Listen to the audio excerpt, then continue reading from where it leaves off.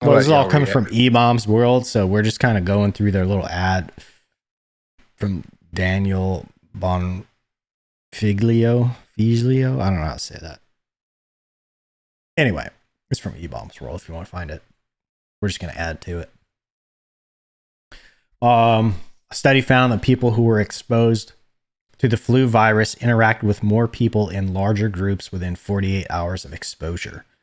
Another study found that people who received a flu shot interacted with almost double the number of people in the 2 days after receiving the shot compared to the 2 days before. In short, some viruses might make us want to be more social to help spread themselves. That I believe I can this. understand that. I can understand that happening because there's that Yeah. plasmotoxmosis, I think it's called. Uh, That literally changes the way you think and makes you more reckless and willing to take risks and stuff. So I can totally see like it changing the chemistry of your brain, make you want to be more social, spread. Yeah, it's like virus controls your brain. That's another thing. Like they say, like the zombie virus, if it was to ever be a thing, like it would want to transform so much that it would literally break your body trying to do it. Like it would grab you so hard it would crush its own fingers. It would run so fast it would break its own legs just to get to someone that's not infected to infect it. Yeah. So it would be like you when you get it, you would become stronger, faster. You know, probably be able to see, smell better. Yeah. It's exactly what we were just talking about with people moving inward. Yeah. Actually, they're infecting everyone else. They're fucking bullshit. That's facts. What's number 2? I believe that, actually. A new science called chymatics, or chymatics, I don't know. Chymatics aims to model cells as molecular computers through quantum physics. Now, quantum physics, I kind of get a little bit of what the fuck that all is, but I'm obviously not well studied on it, so I can't really talk to it much. This is kind of scary because I've seen Terminator, and those are big machines. These are like every fucking cell in your body, so it would be undistinguishable. So basically, from a clanker to a human. Yeah. So basically, you would have like little tiny fucking quantum computers the size of cells inside your body. Or you can maybe make like a superhuman doing that, huh? What if those got infected by the virus from number 1, and then you're like a superhuman with quantum computers as blood cells in your body, fucking trying to spread viruses around, or liberalism, one of the two. I don't know. same thing, but different. Same thing. That is, I mean, I can see a lot of the benefits, but it's also like pretty fucking scary. I could see it if it was like there to like heal you, like maybe you have cancer and its sole purpose is to go in and just kill all other cancer cells. Maybe that's the But cure. what if it gets hacked and then it just hurts you? Yeah, exactly. Or you got some dude who develops like Magneto powers and just starts fucking exploding people. Growing bone claws and shit. Pulling all the heavy iron out of your blood and just... Anyway. I could see that being a thing to like in medical fields, where it can go in and like destroy like foreign bodies. What else? Oh yeah, scientists have managed to make humans glow in the dark using a chemical called luciferin. However, the light level is so low we can't see it. That's just thermal. Yeah, it's infrared thermal imaging. Isn't that like a lotion? Which everybody puts off thermal. Oh, lucerne. Lucerne is a lotion. I was like, that's a lotion. What the fuck? a hell of a name to name it. It sounds, yeah, Luciferin, the devil. But I mean, when people say, "Oh, you're absolutely glowing," is that like I think does that's your body produce that though? I think that's like your aura, and then man. People talk yeah, about. but it could that be linked? Like, I don't know. Does your body naturally produce this stuff, and then some days you radiate more than others? Have you guys ever been like you go into a room or go into like a group of people and you have somebody that just kind of like lights up a whole ass room for whatever reason? You're instantly like engaged and interested in whatever they're doing or saying. You ever come across people like that before? That have when you are that person, you don't come across many. You got to remember who you're talking to. What I'm saying is, like, then there's the other people, like, you get around them, and they just suck the life out of an entire room, out of everything, dude. They're just they just got this cloud. AG finds around. That in everybody. Well, there's most everybody.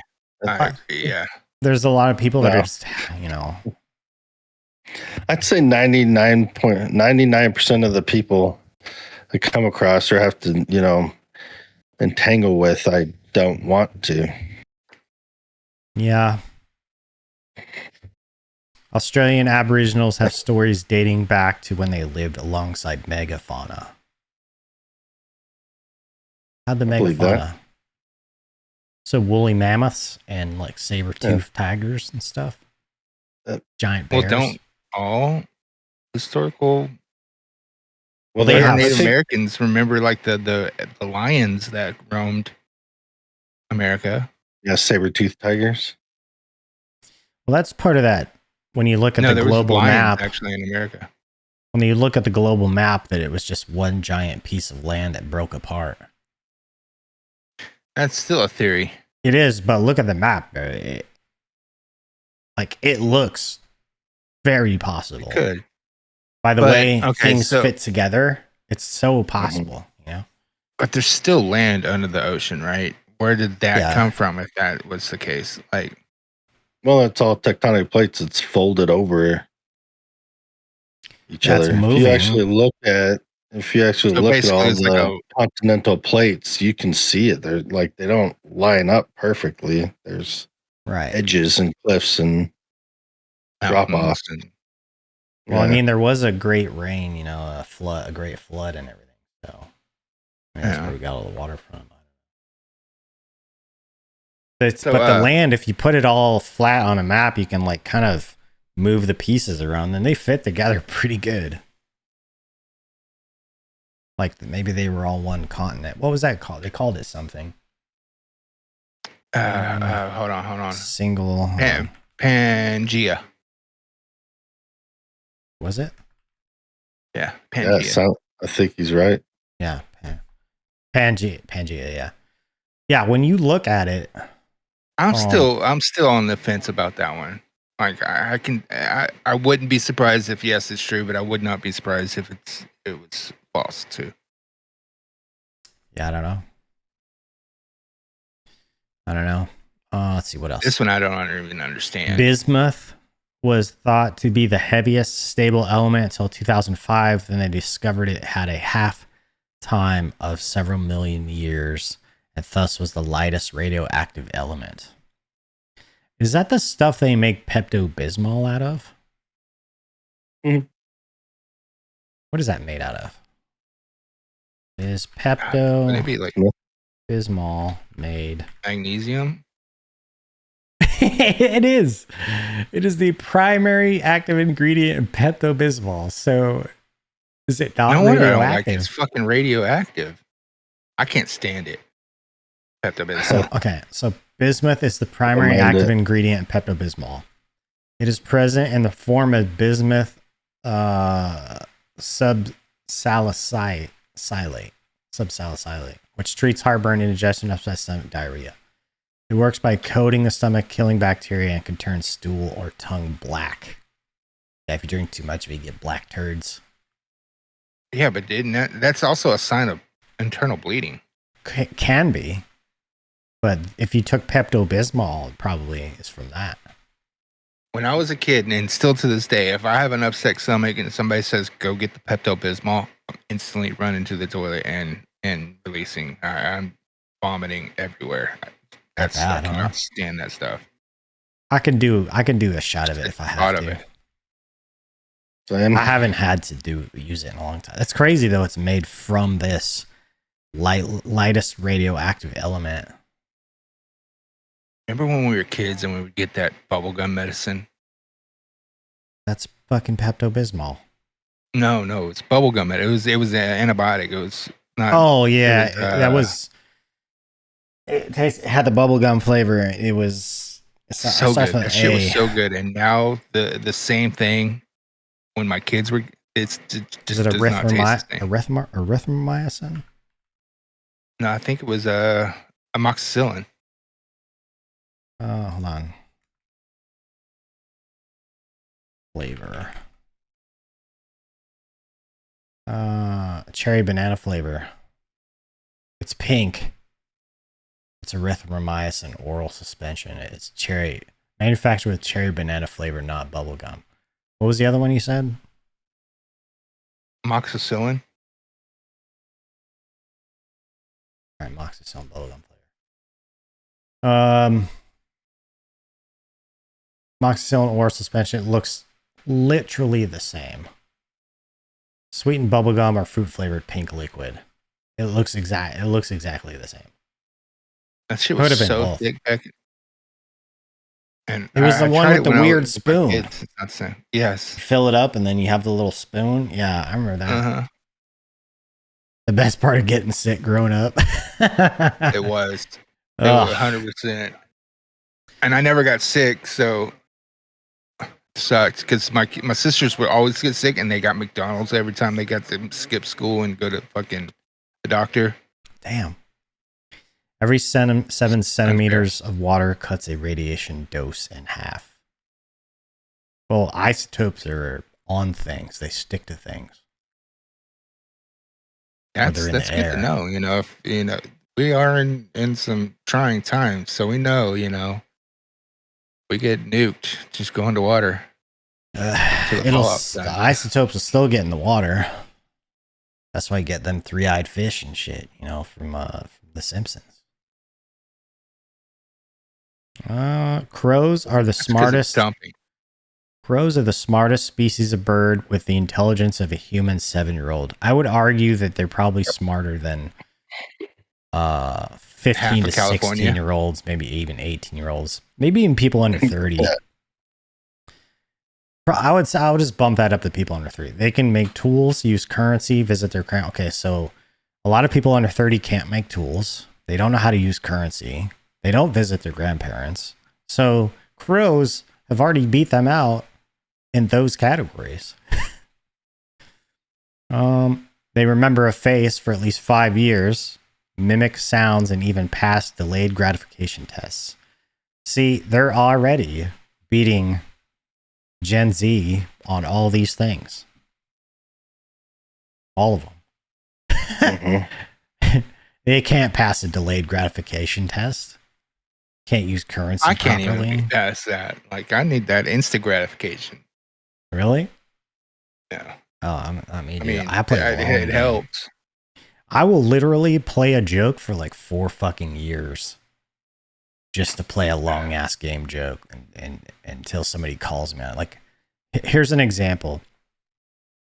So I have oftentimes you go to a military space or something, you'll see pictures of like the leadership, or you see pictures of groups of different rank groups, you know what I mean? And you just kind of so you can see who they are, and they go up on like a board somewhere. Well, when I checked into a place before, I took 2 photos. One with me like normal, kind of happy, smiling, and the other one with me doing this look. Like I was a Zoolander? Kind of a Zoolander / don't fuck with me look. And depending on how I was feeling that morning, when I walked in, I would swap the picture front to back. And I did this every day for like 3 years, man. Until someone asked me about it. They're like, your picture's different. I'm like, yeah. Like, did you change it out? I'm like, yeah, I change it out. Depends on my mood, you know? Like, no shit. Like, yeah, I've been doing it for like 3 years now. It's just a long fucking joke I like to play, dude. If someone finds out. I don't know if I could do that. Like a long joke. Yeah, I love them. I love them. I would be like, I couldn't keep my lips shut. You have to tell somebody. I would either have to tell somebody or like, just like every time they run across it or whatever. I'm like, whatever. Here's number 8. In 1983, scientists created a machine that temporarily allowed people to see new colors outside of the regular color space. Okay. Huh? Great. Temporary allowed people. Isn't that infrared? Or I don't know. I don't understand this chart. I'd have to look at this actual study to see what the hell it is. What was this machine named? Acid? LSD? That made them able to hear color. Psilocybin? Yeah, they were able to hear color, not feel it. See sound. Yes, they could see sound and hear color. Yeah. That's what that did. Have y'all ever heard the story of like why they don't use red and black infrared night vision anymore? No. Supposedly, like when they used red night vision, they were seeing some crazy shit.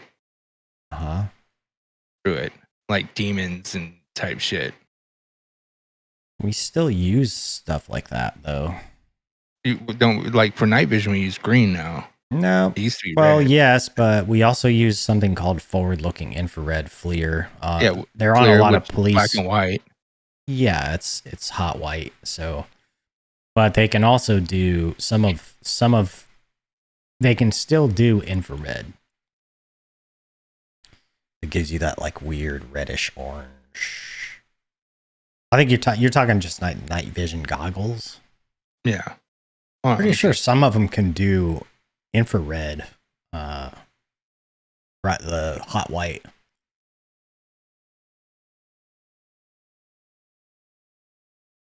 Eye strain and fatigue. Okay, that makes sense. Nothing to do with ghosts. Oh, ghosting, halos, disorienting imagery. Okay, well, that makes sense. Oh, that green still gets freaking. Oh, it's urban legend. Yeah, tiresome after a while too. So. Yeah, that and when you wear like the depth perception is fucked up. Yeah, it's gone. There is no depth perception. Yeah, everything looks flat. Mitochondrial symbiont theory that mitochondria, the powerhouse of the cell, used to be a free-living prokaryotic cell. It was engulfed by a bigger cell. The bigger eukaryote took care of the little prokaryote with fucking whatever the hell that says. Prokaryote. And in exchange, the little one became the mitochondria and provided energy. Is a theory strongly supported by the fact that mitochondria still retains some of its own DNA, which you inherit from your mother. This is just the cell theory that other living organisms live on us and in us all the time. So so basically it's saying like the mitochondria is a parasite. Kind of, or but it works the opposite way. It works with us though instead of against us. Well, I'm saying it's the parasite with us. But actually it would be the other way. The cell would be the parasites in mitochondria because the cell is living off of mitochondria. Mitochondria is the powerhouse of the cell. I heard something the other day that was kind of interesting to hear. Do you know, have you ever seen like images of things that show, what's it? I want to say like atoms, but you break everything down into the smallest things. You go like into atoms, electrons, protons, neutrons, electrons, right? But there is still space between all of those things.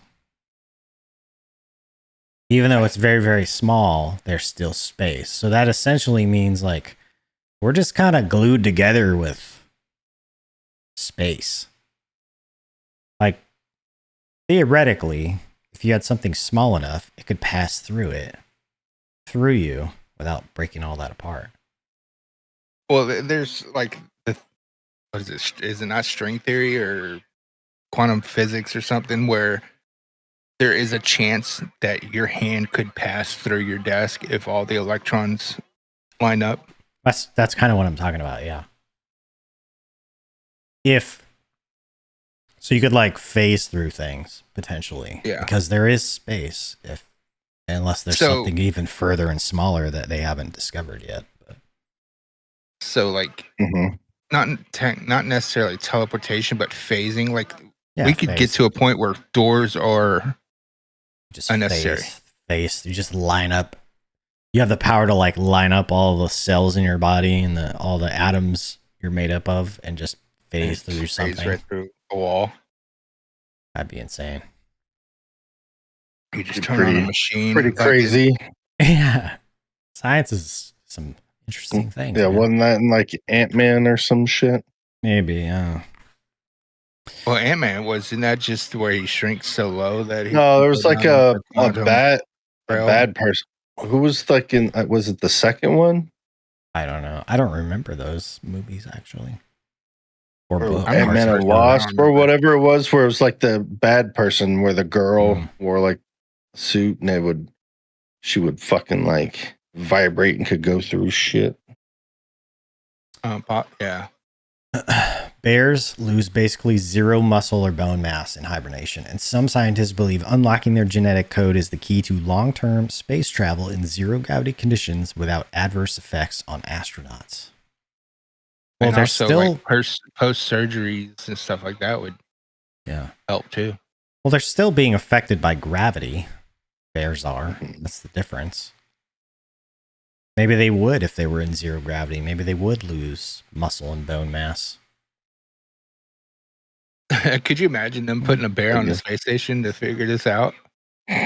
No. We put a dog and a monkey in space, didn't we? Yeah, but it's a fucking bear, bro. It's true. That sounds like a science fiction movie waiting to happen. Bears in space. Cocaine bear in space. You think the Revenant was bad? A teaspoon of neutron star material would weigh 4 to 6 billion tons. We're saying this is so highly compressed that it would weigh that much and be only the size of a teaspoon. Aren't there like stardust within our DNA or some shit? No idea. Stardust? Yeah, well, not a neutron star material. Yeah. This is getting all I know. You are made of stardust. Okay.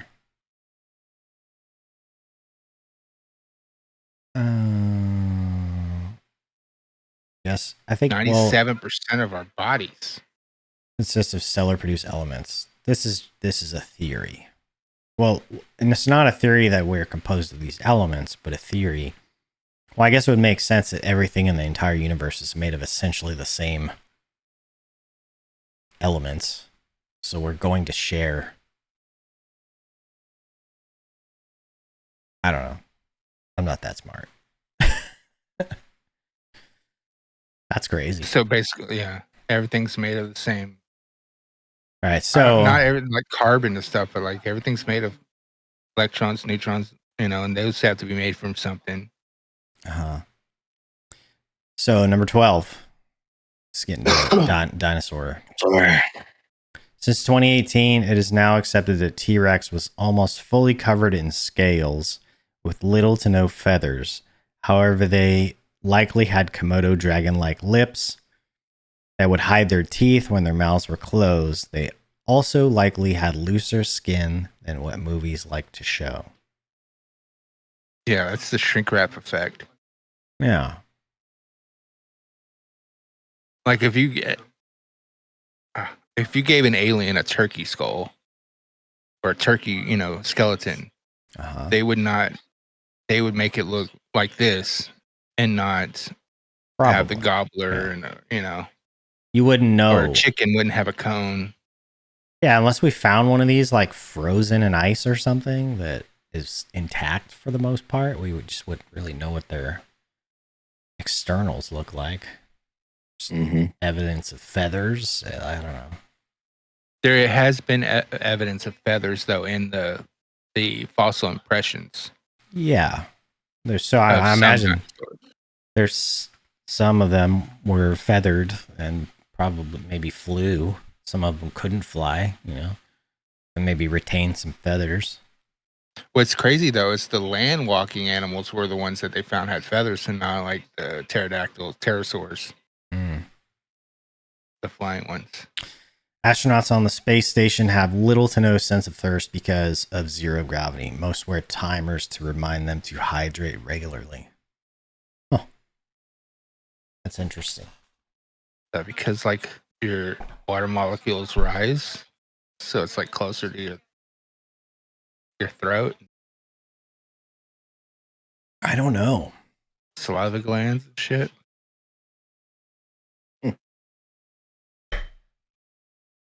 Is it maybe I wish they would the say effect why on your body of no gravity? Yeah, it pulls everything closer to the surface of your body.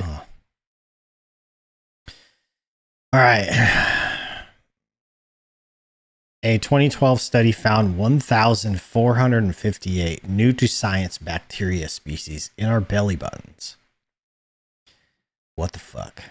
People's bacterial profiles are unique like fingerprints and can be used in the same way. One person had a bacterium of only ever found in Japanese soil where he had never been. Huh. How in the hell? Maybe it transferred through time, through births. Yeah. Maybe he wore a Japanese shirt, a shirt made in Japan. Maybe and got into his belly. That's crazy. Yeah, I guess. Yeah. I mean, I know we have bacteria that like live on our skin all the time. Good, some bad, sure. That's why, like, what they say, antibacterial soaps are really not that good for you. Oh no, because it completely nukes it, and then also you start getting bacterial resistant germs. Yeah. 15 in 2023, scientists discovered a new extinct species of ridiculously cute tiny penguins in New Zealand. They weighed 2 pounds, stood 13.5 inches tall, and they had narrower skulls. They named the species Udipetula wilsoni, or Wilson's little penguin. Huh. No, they're called cutie patooties. Cutie patootie. We're just going to call them Wilson's little penguins. We call them wikis instead of kiwis. This one I didn't know. Number 16, ginkgo trees have been around for hundreds of millions of years, and their resistance to climate changes could lead to pivotal crop modifications in the future. That's interesting. If I'm not mistaken, the oldest living trees on Earth have been found in Americas. Yeah, I don't know. I haven't. Yeah, I think in California. There's some really old trees. Yeah. I think the redwoods there's some really old ass trees there.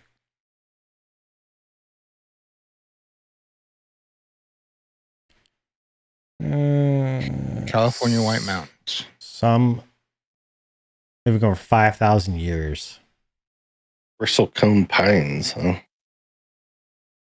Those are some gnarly ass looking trees. They're cool looking.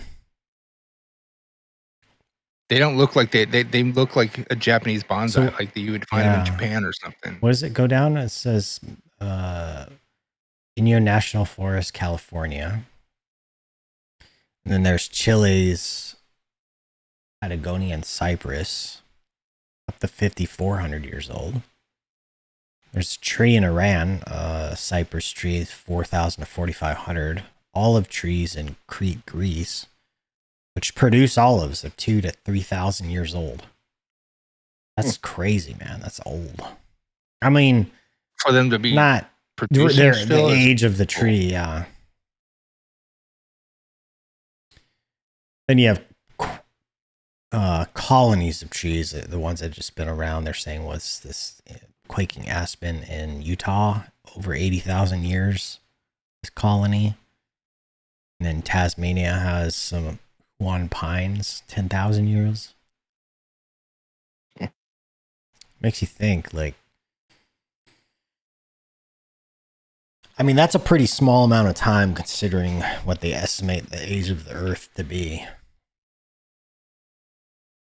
That's just a blip. Not even a blip. Oh, number 17, plants make noise. I've heard this. Even very loud noises at frequencies too high for humans to hear. However, many animals like bats and mice can hear them, and injured or thirsty plants make much more noise than healthy ones. I've heard this before. Yeah.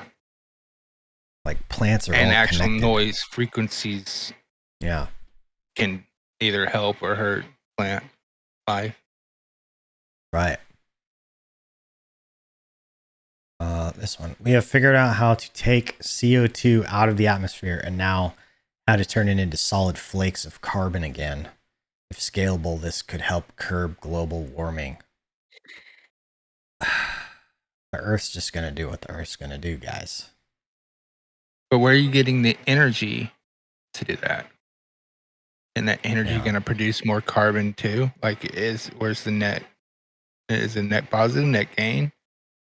Well, that's the thing. I think, in my opinion, there is no net. It's always going to be a negative because there's loss of energy. That's just a picture of a fucking 90 series GPU. This is GeForce's fucking 9060. Yeah, 15,000 series GPUs. Yep. Yeah, you'll need a whole damn. We're gonna be back to one shitty computer that takes up an entire room. You know, back in they were back in the day. You saw that picture I posted, right? I put it in Discord.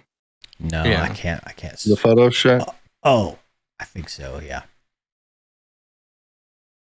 The squad Photoshop, like the difference between my 3070 to the 5070, the size is massive.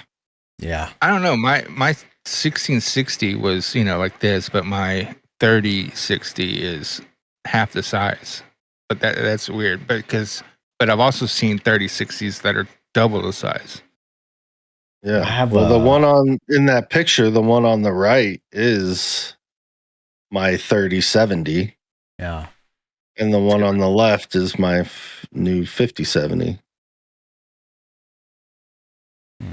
And the Photoshop 5070 right? Ti. Yep. No, that's not showing it. Where it's at. The squad Photoshop photo. Yeah, but I'll try to put it over what I'm showing to show it. Okay. If I do it, it's gonna switch away from our thing. Yeah. There it goes. Yeah. Yeah. Massive difference in size. I have a 4090 and it's huge. Yeah, huge. And it's way thicker, way heavier. Yeah. It takes up three slots to put in the new 5070, and the 3070 only took 2. Yeah. That's my 4090 is fucking huge too. Yeah, it's so heavy they come with a fucking stand. Yep. Now, hold on. Spot the difference. Yeah, like fuck.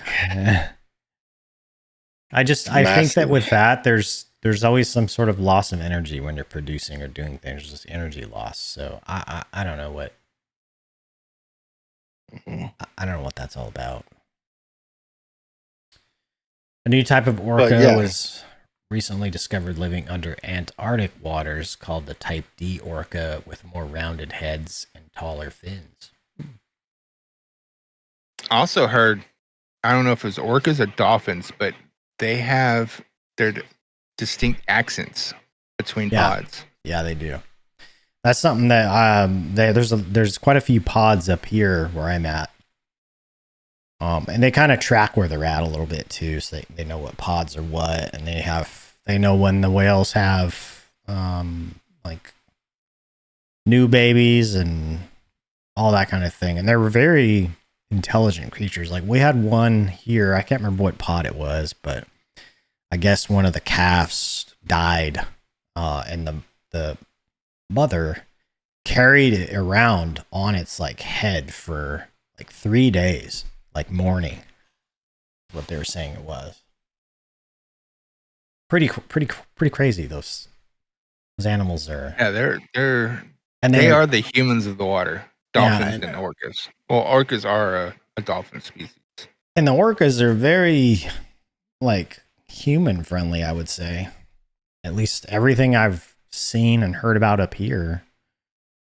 Their biggest threat is just boats. Same. Yeah, there's never been an orca attack in the wild. Yeah. Only in captivity. They're way cooler to see wild, that's for sure. Seen them at SeaWorld and it's so much different. Let's see. 20, last one, and then we'll wrap it up. Scientists are experimenting with the concept that inflammation in gut health can have serious implications when it comes to mental health. I believe that. Yeah, because I mean, we're a living computer. If one thing is fucking up, it could fuck up the whole system. Messes everything up. Yeah. I believe that. Like I do. You know what's crazy is like one of the big changes we've had this year, I would say, at least in the military, is that in most militaries, some of the branches already had it kind of built into their work day, essentially, was physical training, right? Well, I've noticed a huge difference in people now that they've been essentially mandated and given the time to. We have built in 5 days of physical training time for a minimum of an hour every day into the normal day, work day. I've noticed a big change in people's mental health, dude. I far less people dealing with things that related to that. And in the Army, it was mandated. We always did PT first thing in the morning. PT. It's a little different, when you're in like, when we're doing, sometimes it's just not built in because of whatever's going on, whatever the mission set might be. Yeah. Sometimes it's not there, so you have to try to find time on your own. But they've kind of mandated it. 6:30 PT every day. Yeah. My conspiracy theory mind is saying like, yeah, they do that so you're exhausted the rest of the day, so you're not questioning things. No, it actually wakes you up, man. Like early morning PT, I've done that. I've done afternoon. We do a lot of afternoon PT, which I don't mind at all, really. I just have to eat a little lighter lunch, but yeah. And I'll eat a lighter lunch, which means my lunch typically consists of like salad, some string cheese, like yogurt with some granola on it, and just something kind of healthy, and clean, fairly clean. And then I might hit like a little protein drink or something just to get some energy to get through the workout. But definitely feel better afterwards, like mentally, not physically. I do miss like a whey protein shake. Oh yeah, just water and whey protein powder. See, I don't. I was when I was working out a lot more in my 20s. I was doing like a lot of vitamins and a lot of like muscle building. And one day I was like, what the fuck am I doing, dude? I'm like eating so much just chemical, whatever the case it may be, all the time. I changed it to just food. I blame. I take one vitamin a day. That's it. Vitamin D. That is it. I blame a lot of my weight gain from creatine. Yeah. I was taking creatine when I was training mixed martial arts. My body, I was still metabolizing that when I got injured and couldn't train anymore. So it just caused my body to regain a shitload of water that I just can't get rid of because it's just in my cells. But that's when I got injured. That's when I blew up. It could have been the 2 weeks of nothing but McDonald's while I was in the hospital. It's over a long period of time. It just you were not be able to be as active as you were. You know what I mean? Yeah. So when you're not able to be as active, like you definitely have to be more careful of like what you. Oh no, quantity I got way of what you than eat. I am now. Even right now, I'm like age makes a huge difference too. Like it's fucking way harder, dude. I have a fucking half a piece of cake and go straight to my hips. You know? It's ridiculous, dude. I just try to avoid sugar at all costs. It's just so bad. But that causes inflammation. Like I started eating sugar again. I haven't gained any of that back. Yeah. It can cause inflammation. Same with oils and some oil and sugar's natural one of the worst. Yeah. For inflammation. I don't have as much heartburn as I used to now that I don't eat as much sugar anymore. Like I do have it from time to time, but mostly in the form of fruit, but sometimes a little piece of candy here or there, you know, but nowhere near as much as I used to be able to eat when I was younger, and it just never put any weight on from it. Yeah, that's why I love pecan pie, but I cannot eat it. That shit gives me heartburn every time. Yeah, I fucking love pecan pie too. It's probably my favorite pie of all time. Yeah, that is my favorite, dude. I love pecan pie. Favorite pie of all time. I do like a key lime pie, but I love pecan pie. Actually, I like lemon meringue and like a chocolate with the marshmallow fluff on top. Chocolate pie. Those are my two favorite. Or peach. Yeah. I like homemade pies too. A little less sugar. You can use a little less sugar in them. Oh man, we had a homemade banana pudding pie for Easter. Fire. I closed that screen out. Anyway, boys, shit, we killed an hour. A whole ass hour. Cool. Going over some interesting science stuff. So, science is weird. Now I want some pecan pie. I know, me too. Like, fuck. Science of suggestive thinking. Right? Yeah. Anyway. It's bullshit. All right. Let's call it. All right. Yeah. All right. See you guys. Bye-bye. Later.